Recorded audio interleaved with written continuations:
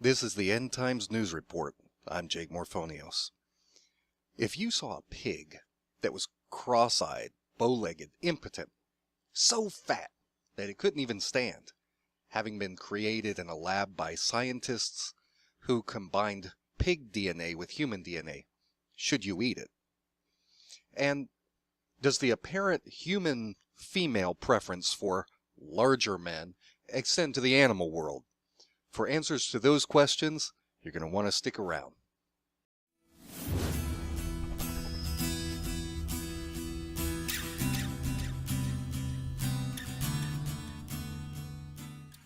In part one, I walked you through a brief history of how New World Order-minded globalists completely took over the U.S. food supply in less than 3 generations by putting real farmers out of business and by eliminating our access to fresh, natural food.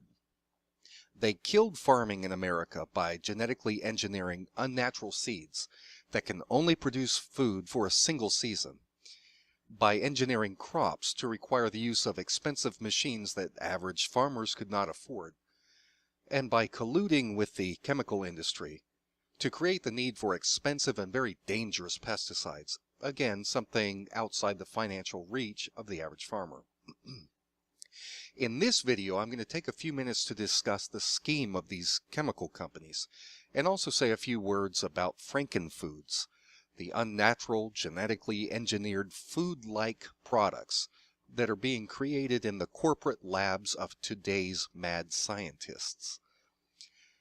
Let's talk about the top 5 engineering companies: Monsanto, DuPont, Dow, Bayer, and Syngenta.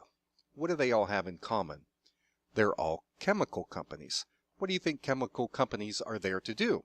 Sell chemicals, right? That's exactly what they did. They decided to engineer the very biology of seeds themselves, the final occupation of the seed, by making them able to resist massive spraying of their own weed killers. So now you could spray from aerial sprays or however massive amounts of crops with Roundup, and it would kill the weeds but not the crops. It's a little trick they used using bacteria. 85% of all the crops grown in this country and around the world are engineered by corporations to be able to resist pesticides, herbicides. Most of them, of course, are done by Monsanto. So there is no feeding the world, no drought-resistant crops, no less pesticides. All this is about is chemical companies selling chemicals. They've taken over our food supply so they could make a buck selling chemicals. That's what it's about. That's what 85% of it is about, at least.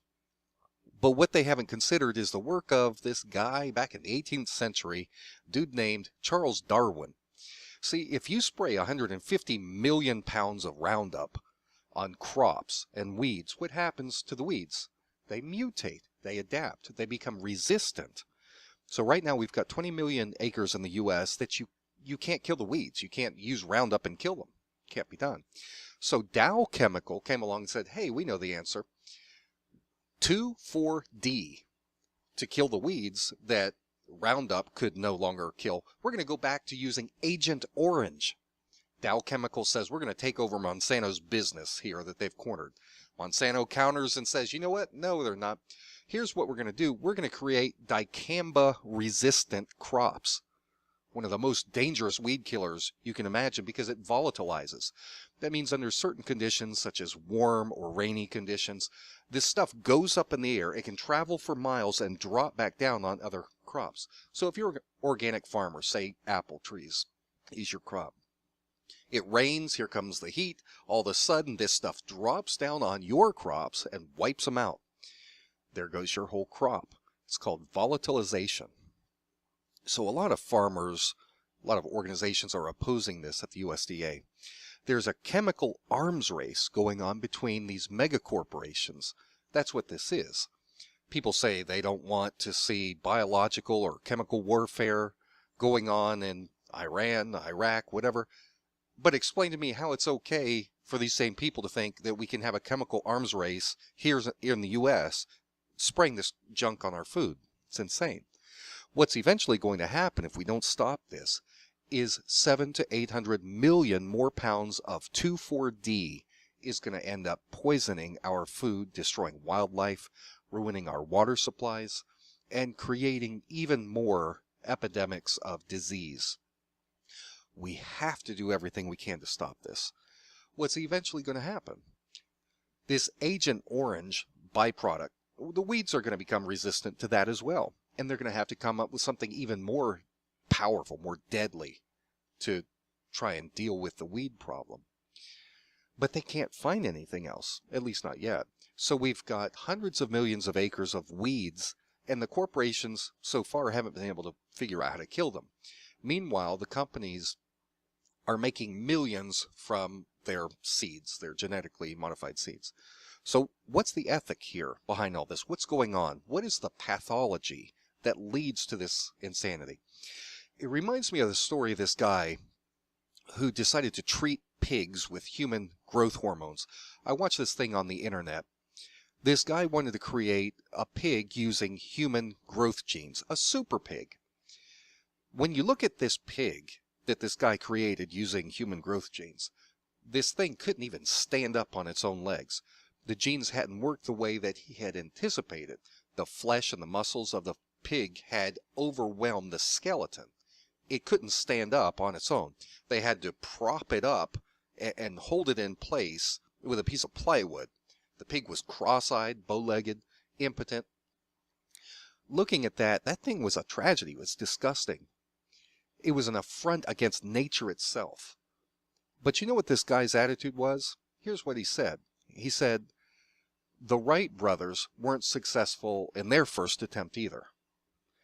Of course, that pig was patented by a corporation. Monsanto has done the same thing, using human growth genes in salmon to try and make salmon grow bigger.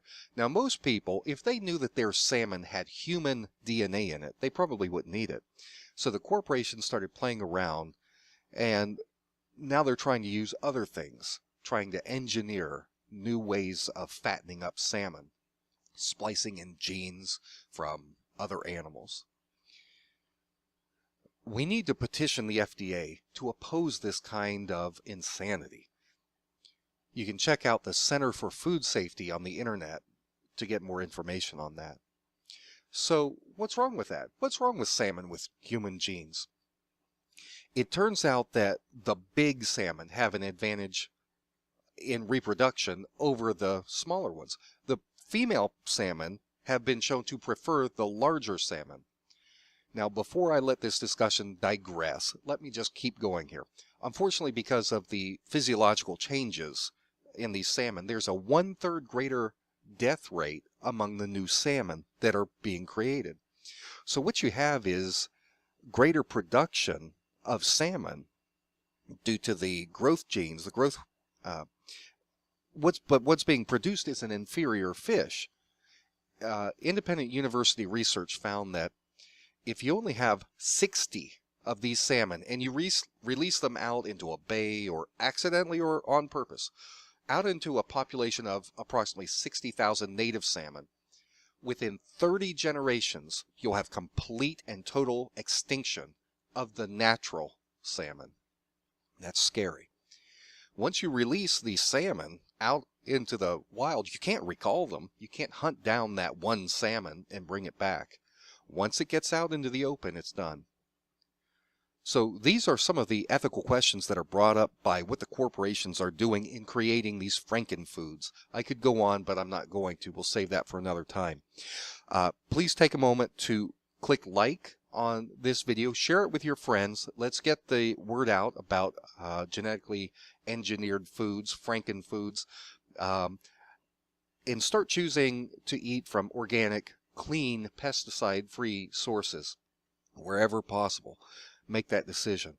That's going to be it for this video, but stay tuned to End Times News Report. We're going to have the next video out very soon, the conclusion to the series called Food Wars. Thanks so much for watching. I'm Jake Morphonios.